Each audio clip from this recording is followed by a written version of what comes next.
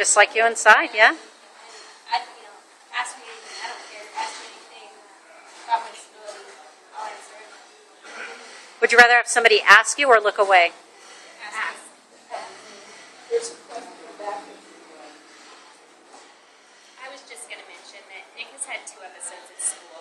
I wouldn't call it bullying, but I would call it treatment he didn't like because of his disability. Once from an adult, a parent helper in a classroom who wasn't aware of his challenges, and she was really quite unkind to him. And another time, a child on the playground imitated the way his hand was held while he was playing basketball and sort of made fun of him. And both times, what we came to the realization of was, this is misunderstanding. This isn't meanness. This isn't, it's just ignorance. It's ignorance and misunderstanding, which is one of the reasons we appreciate A Touch of Understanding so very much, because the mission is to increase understanding and to make ignorance go away. But sometimes when you're the one in that spot, it's very hard to always have to be the educator. You know, it just gets tiring. It's only happened twice to us, and both times I have to say it felt really bad. And so, and as the mom, you know, get that mama bear thing where you're like, I could be very lovely and educate some people, or I could just run them over with my car. You have to say, let's educate, you know. That's better. But, and then the other thing I would say about bullying is, as parents, we have to not accept that. You don't get to be unkind to my child. I will do anything it takes. I will come educate you if you're open to being educated. I will move my kids' school. I will homeschool. I will, you know, you don't want to have to do all that. But it is not okay to let your child be bullied. And so, what the Seth bill is? I'm a school counselor and I became one because of my son's disability, to educate kids on their civil rights to an education. And Seth's bill just came out with Seth as the young man that killed himself. I have not heard about that. Anyway, it's a new law that it is illegal now to bully anybody based on handicap or race or sex, or he killed himself because he was gay. So it is illegal what this boy did to him, and it's just black and white now. So it doesn't leave the authority with the administrators. They will say it's up to the school, but it's not anymore because it's gone too far, and that's what schools are doing, or the state's doing now to protect these kids, is that it is illegal to bully, discriminate based on a disability. And hopefully that knowledge will empower parents They need to be very strongly advocate, because when I hear these stories on the news, I think, who let their child get on the bus that morning knowing they're being treated this way day after day, you know? But you don't know, they have to work, they have financial stressors, they have other things that they feel like they don't have choices, but they feel like the law is on their side. They do have choices. Is that a state But law? you have to be an advocate for your child. Is that a state or federal law? I believe it's federal. Yeah.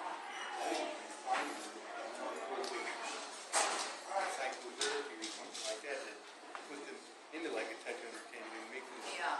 see what it's all about. So, Something like a touch of understanding should be mandatory in schools, where it's part of the curriculum.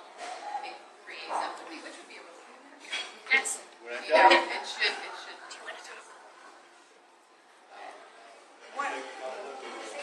Yes. can you stand up for me, Amanda? This is Amanda, another one of our lovely volunteers. Let's hear for Amanda.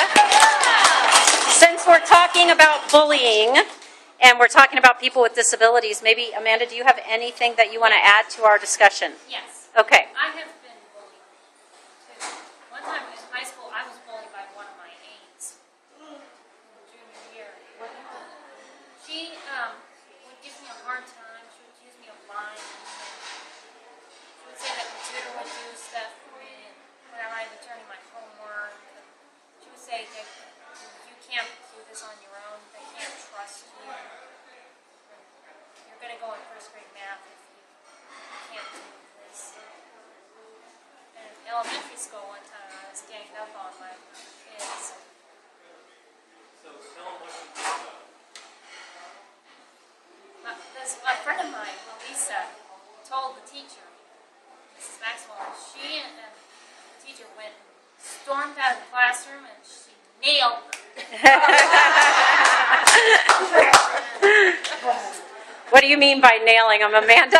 She pointed each one want to come out fighting. And she was the smallest kid in the class. And So what's some advice you can give to people who are being bullied, whether they have a disability or not? you should get an adult. As parents, teachers, principals, they can listen. Great advice. Great advice. And if you're a kid, you can be one of those that helps put an end to it. You don't want to be a bystander, you want to be an upstander. There So you you go. want to speak up for kids, because bystanders are just as guilty as the Oh, yeah. kid, the perpetrator. So you want to be an upstander, not a bystander. I like it. Have fear in your mind, which I have experienced that during my time. I remember I have seen my friends bullying each other with some crazy argument. And you still know I'm one of the new youth volunteers, just to clarify. I've seen my best friends have like these bully issue. During my school, I tried to be very social, helping with my socialization abilities. And recently, two of my friends wanted to chat with me because I promised one, but then the other one didn't have time for me to do so. So in my own words, it's like having a civil war all over again between the two. And it's like, if I fail one promise, then I don't fail the other, and I have this big old fear in my life. But as I've gotten older and wiser and more better knowing, I've learned to try to cast my fear aside as much as I can, and to learn to move on and let them try to sort it out or try to compromise. But bullying is not one of my favorite things to see in people, but seeing the piece that they made up and now friends in is rewarding enough. Because he or she that argues with another and bullies, there's always a time for peace between the two. Great words of advice, Matt. Thank you.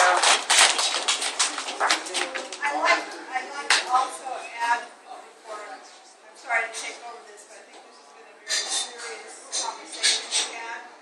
But Anna and Nick are on a committee right now trying to get some funding for the youth course.